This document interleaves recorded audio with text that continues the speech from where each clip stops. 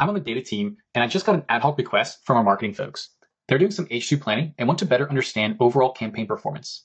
In particular, they're exploring an expansion of our ebook offering and are interested in identifying any potential seasonality effects. To get started with this analysis, I want to ensure that I'm working with trusted data.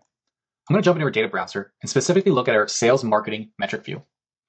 As I open this up, this contains valuable information in the form of measures and dimensions that have been pre-modeled by fellow members of our data team. I can browse these specific measures and dimensions as well and search them with their associated metadata. I'm going to go ahead and just preview this table to start, just to get a flavor for what it looks like. Then I'll quickly add this to my project as a SQL cell. I can see that Hex has actually brought in all of my measures in one SQL cell for me, but since I'm after just a handful, I'm going to go ahead and delete this to start.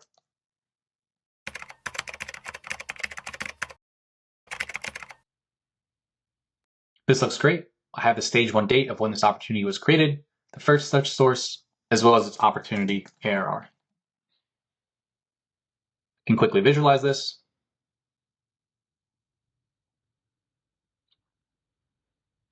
And share this out to our marketing team. As a member of the data team, I oftentimes get inundated with these ad hoc requests, something like the seasonality assessment from our marketing folks. This isn't baked into our metric view. It's not scalable to continuously add this as the business evolves, but it's very important that I can answer this question in a timely fashion. To help me do this, I'm going to leverage Hex's notebook agent. I'll start off this analysis by scoping the agent to the particular data frame of interest.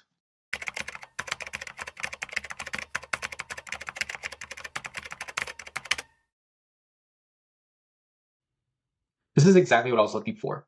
On the right, I get a text summarization of the agent's analysis.